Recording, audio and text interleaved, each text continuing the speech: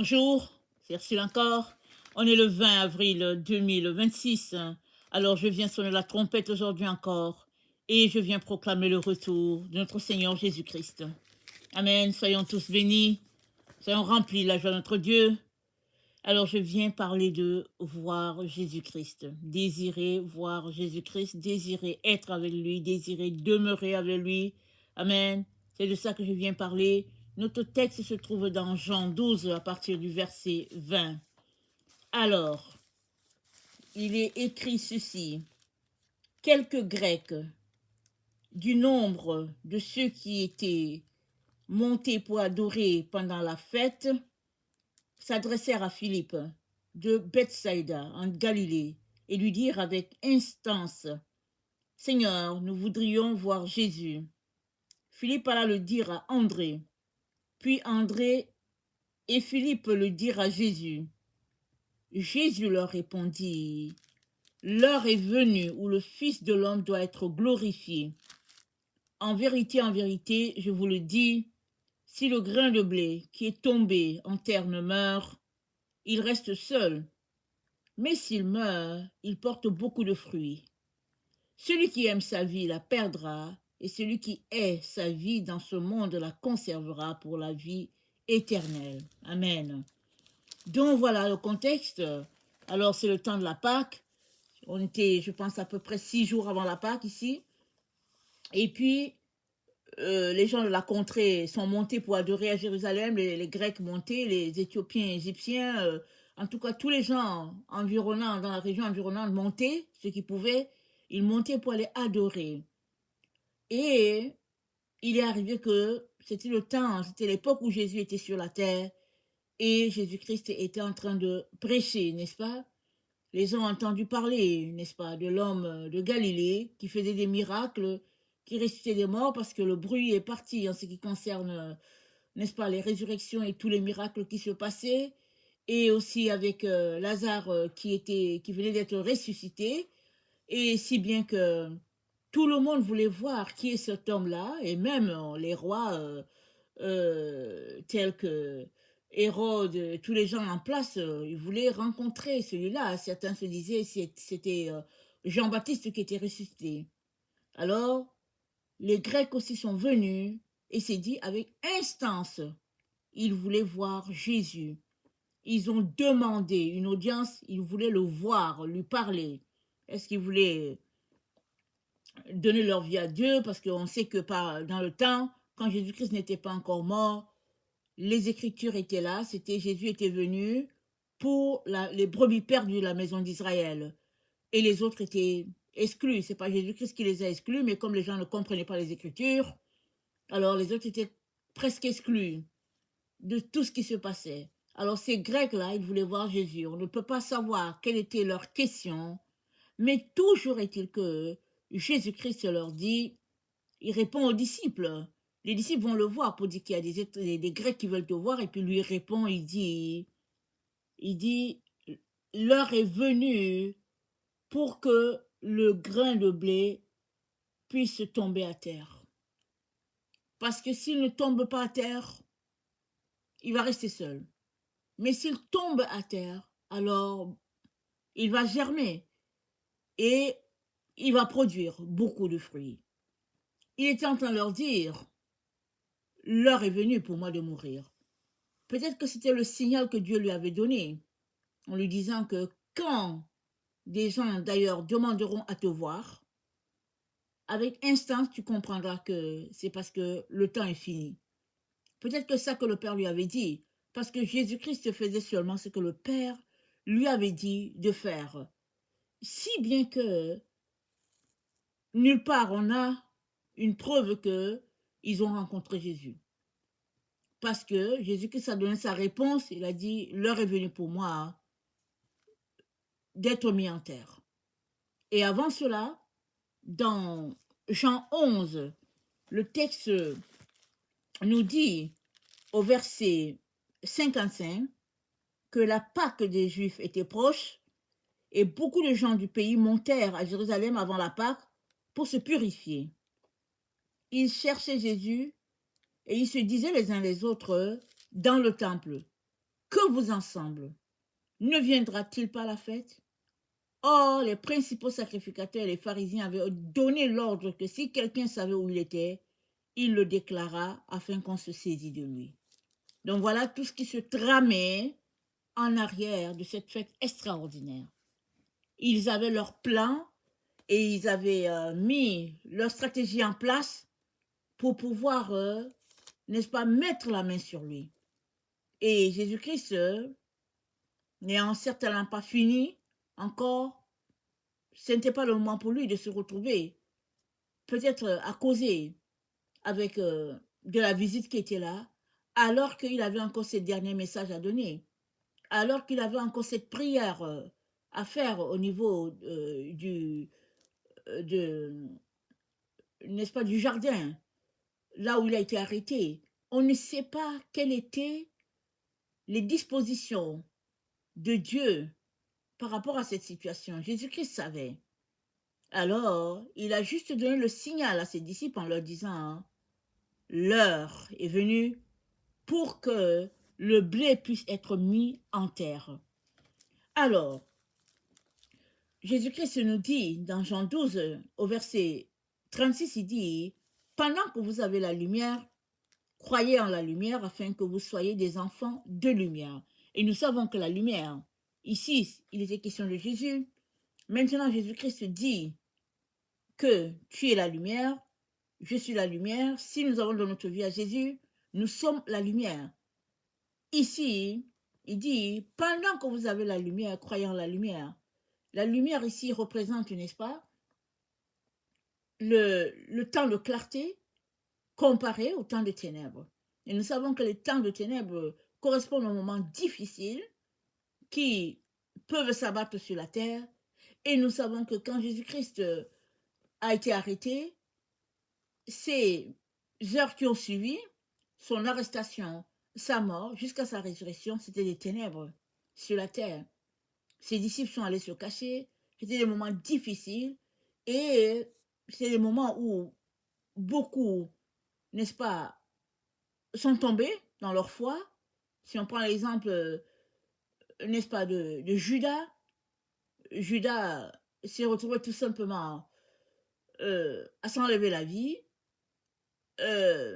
Simon-Pierre s'est retrouvé à trahir Jésus-Christ ouvertement, c'est-à-dire c'était des moments pénibles, difficiles, parce que il ne s'attendait pas à vivre tous ces moments-là.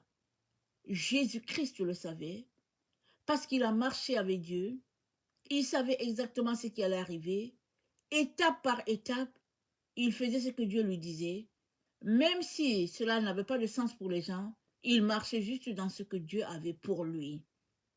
Tout cela pour dire que là où tu es là, c'est le temps pour toi de voir Jésus-Christ, de bâtir ta communion avec lui, de désirer être avec lui, de t'asseoir à ses pieds, de laisser toutes les autres choses de côté et de tisser un lien solide avec lui parce que on est dans des temps difficiles sur la terre et les temps ne se ressemblent pas.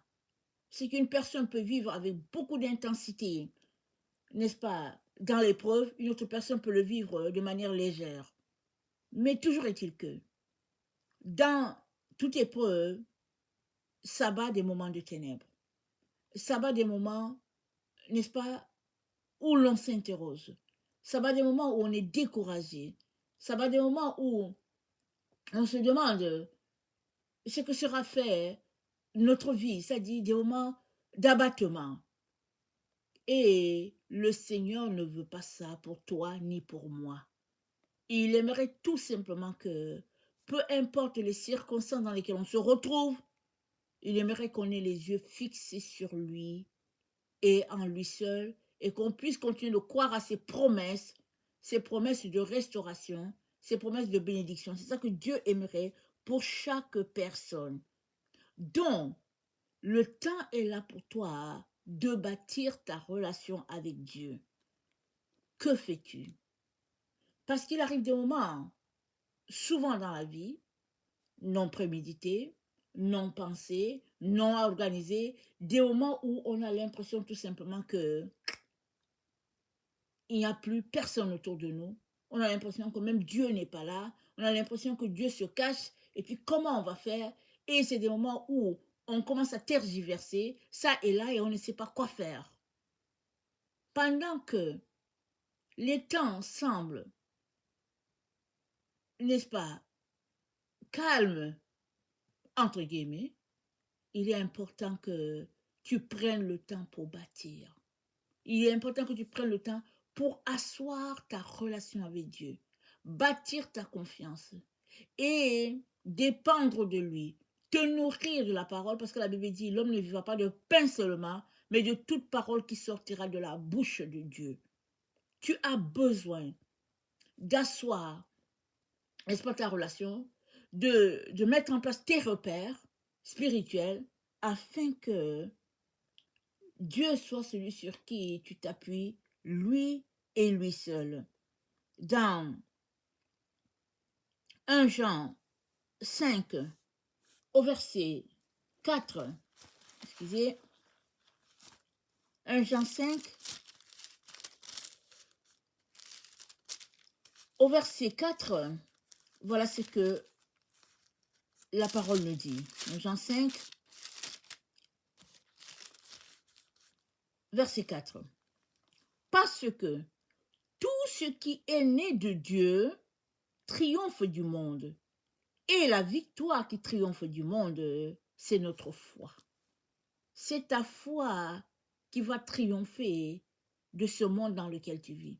C'est ta foi qui va triompher des épreuves dans lesquelles tu pourrais te retrouver. Ta foi seule.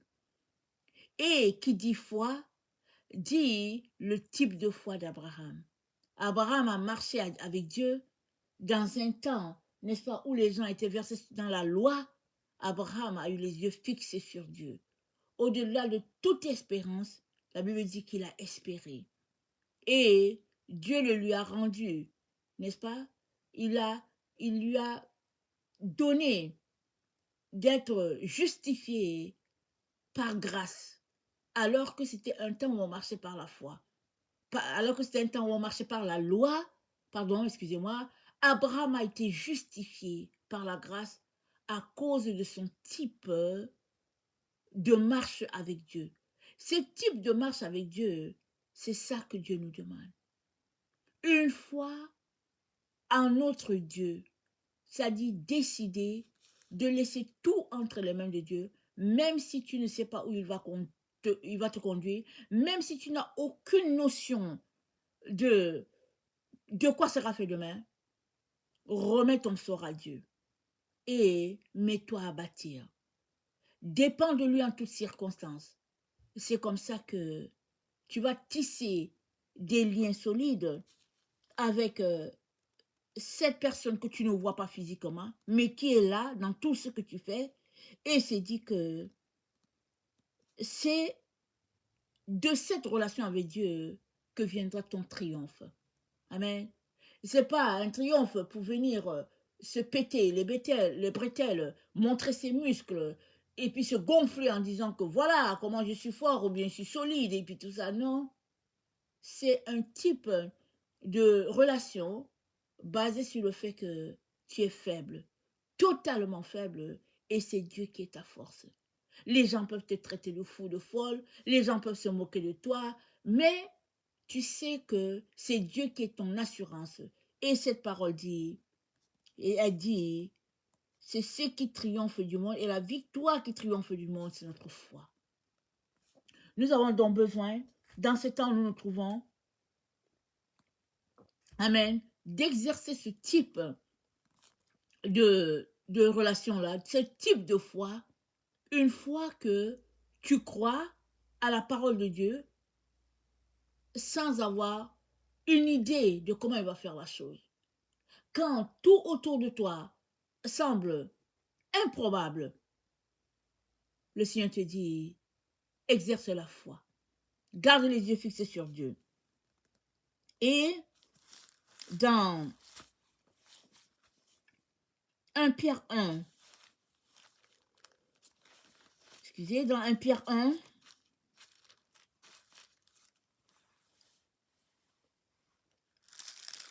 au verset 13, c'est dit, je lis dans la version Taube, 1 Pierre 1, le verset 13. C'est pourquoi l'esprit éveillé pour les discernements nécessaires, mettez toute votre espérance dans la grâce qui doit vous être accordée lors de la révélation de Jésus-Christ. Comme des enfants obéissants, ne vous conformez pas aux convoitises d'autrefois, du temps de votre ignorance, mais de même que celui qui vous a appelé est saint, vous aussi devenez saints dans toute votre conduite. Vous aussi devenez saints. Il y a un état, n'est-ce pas? Il y a un mouvement ici. Quitter un état qui était impur, aller en direction d'un état qui devient pur à tous les jours. C'est ça, devenir saint. Et c'est dit quoi? C'est dit comme des enfants obéissants. Ça nécessite notre volonté de marcher dans ce type de relation-là, de pureté, de sainteté. Ça nécessite notre volonté. C'est dire, mettez toute votre espérance. Ce n'est pas une espérance partielle, ce n'est pas une espérance à 5%, à 95%, c'est une espérance à 100%. Mets toute ton espérance en Dieu.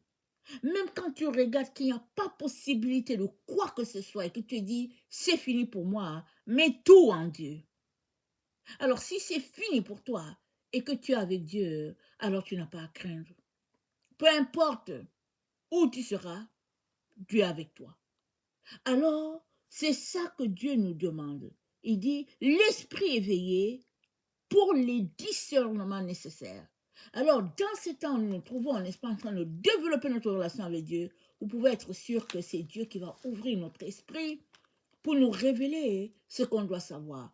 Parce que les ténèbres sont intenses, les ténèbres sont épaisses, si bien que souvent, ça peut nous prendre plus de temps pour voir, ou bien ça peut nous prendre plus de temps pour entendre, mais Dieu nous dit de mettre toute notre espérance en Dieu, de ne pas laisser une échappatoire en disant, ok, ici comme c'est compliqué, je veux me sauver, je vais faire ceci. Non, la Bible dit, après avoir fait ce que tu as fait, tiens-toi debout.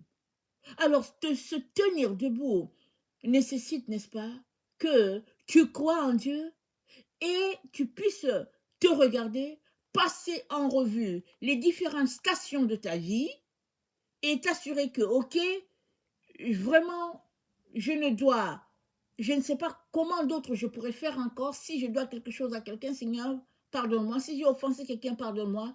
Et Seigneur, je me tiens debout devant toi. La Bible nous dit dans Éphésiens, après avoir fait tout ce qu'il a fait, tout ce que tu as fait, tiens-toi debout. À ta vérité, pardon, à tes reins, la ceinture de vérité, sur ta tête, le casque du salut, à tes pieds, le zèle de l'évangile, porte la cuirasse de justice, le bouclier de la foi, et puis attends devant Dieu. Dieu est le seul qui peut te faire sortir d'une situation de désastre, d'une situation complexe où personne ne voit une issue, même pas toi, mais Dieu, lui, il voit l'issue parce qu'il est le Dieu, n'est-ce pas, des miracles, il est le Dieu des nouveaux départs. C'est lui seul qui peut changer ce qu'il y a à changer. Amen. Alors, on est dans ce temps-là. Alors, c'est pas parce que tu as un bon emploi que tu peux mettre tout ton espoir dans ton emploi. Ça peut changer subitement. C'est pas parce que, n'est-ce pas, tu as de l'argent que tu dis que l'argent est là. Ça peut changer subitement. Toute situation, n'est-ce pas, est propice à tout changement. La seule personne qui ne changera jamais et qui reste toujours le même, c'est Dieu. Alors, si tu as mis en lui ta confiance, alors il ne changera pas. Les hommes passeront, avec leurs théories, avec leur sarcasme, tout ça passera. Jamais Dieu ne passera. Il est donc temps que tu prennes ton énergie à asseoir ta relation avec Dieu. Il est temps. Regardez notre monde. C'est agité. Par-ci, par-là. De quoi sera fait demain? On ne sait pas. Mais Dieu a la main sur son monde. Et si c'est en lui que tu as mis ta confiance, alors tu peux être sûr qu'il ne te laissera pas tomber. Il sera toujours à tes côtés. Peu importe les épreuves, n'est-ce pas, qui s'annoncent sur ton chemin. Et dans Éphésiens 6, notre texte qu'on vient de citer ceci tantôt, c'est dans Éphésiens 6, ça dit revêtez-vous de toutes les armes de Dieu afin de pouvoir tenir ferme contre les ruses du diable. Tenir ferme, c'est être trouvé debout. Dans Luc 21, c'est dit quand le Fils de l'homme viendra, qui trouvera-t-il, n'est-ce pas, debout? Alors, le terme de debout, c'est par rapport à démissionner. Amen. Dans Luc 21, c'est dit, veillez donc et priez en tout temps afin que vous ayez la force d'échapper à toutes ces choses qui arriveront et de paraître debout devant le Fils de l'homme. Donc, debout, c'est par rapport à ne pas être couché, n'est-ce pas, à ne pas être au pied de ton ennemi, en train de quémander, en train de raqueter, n'est-ce pas, une certaine paix, une certaine aide. On est dans le temps où, après avoir marché avec le Seigneur, tu restes debout. Tu restes debout. Tant que l'Esprit ne te reproche rien, tu restes debout. Et si l'Esprit Saint te reproche quelque chose, à toi de venir devant Dieu, demander pardon. Et si tu dois quelque chose à quelqu'un, demander pardon à la personne et de continuer tout simplement à attendre devant Dieu, sachant que c'est lui seul qui est capable de faire quelque chose, de changer les circonstances et d'amener un jour nouveau. Alors, le jour nouveau se lève ou bien se lèvera le jour que Dieu aura décidé. Toi, tu ne sais pas quand est-ce que ce jour nouveau se lèvera. Mais tu sais une chose, c'est que celui qui est en toi, il est plus fort que celui qui est dehors. Alors, si tu ne te mets pas à bâtir avec lui, mais que tu te mets à bâtir avec ceux-là qui te promettent monts et merveilles, tu es tout simplement en train de chuter. Et tu peux être en train de te livrer toi-même entre leurs mains, et puis livrer toutes les personnes que Dieu a mis avec toi. Tu peux être en train de les livrer carrément. Et l'exemple que nous avons, c'est l'exemple de Barak. Barak était un officier de guerre, et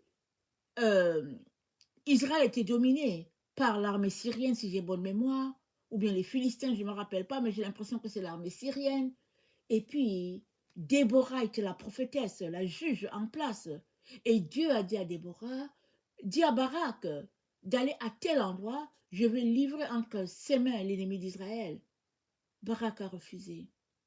Il a dit à Déborah, si tu viens avec moi, j'irai. Mais si tu ne viens pas, moi je ne pars pas. Pourquoi? Il avait peur. Et il n'a pas considéré tout l'État d'Israël. Il a considéré juste sa propre personne, dont sa peur était plus grande que toute la situation. Il a refusé d'aller. Mais Déborah, en plus du travail qu'elle exerçait à un endroit bien précis, elle a dit à Barak, ok, je viens avec toi. La seule histoire, c'est que c'est pas toi qui auras la victoire. C'est pas toi, c'est pas ton nom qui sera mentionné. Elle est partie avec lui. Pourquoi? Parce qu'elle avait à cœur, n'est-ce pas, le bonheur d'Israël, le bonheur de toute la communauté. Et nous sommes à un stade de la vie où Dieu cherche sur la terre qui va se tenir pour sa communauté, qui va se tenir pour sa famille, qui va se tenir, n'est-ce pas, pour ses enfants, ça et là. Et Dieu va toujours venir au secours de cette personne. Pourquoi? Parce que c'est notre Dieu, il s'appelle qui? Yahshua.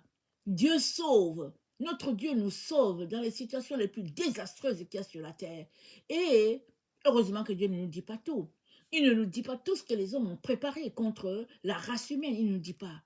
Mais une chose est sûre et certaine, tant et aussi longtemps que nous gardons les yeux sur lui, tant et aussi longtemps que nous espérons en sa bonté, il sera toujours là pour nous secourir et nous faire sortir de tout danger. Tu n'as pas besoin de savoir comment les choses vont se passer. Tu as juste besoin de bâtir ta relation, sachant que quoi qu'il arrive, Dieu est là avec toi et tu ne bouges pas tant que tu n'as pas l'assurance que c'est la voix de Dieu. Parce qu'on est dans les temps de beaucoup de mensonges, de beaucoup de manipulations, de beaucoup, n'est-ce pas, des choses, n'est-ce pas, manipulées par-ci, par-là, dans toutes sortes d'esprits, n'est-ce pas, de sorcellerie. C'est terrible tout ce qui se passe dans notre humanité. Mais notre Dieu ne se trompe pas.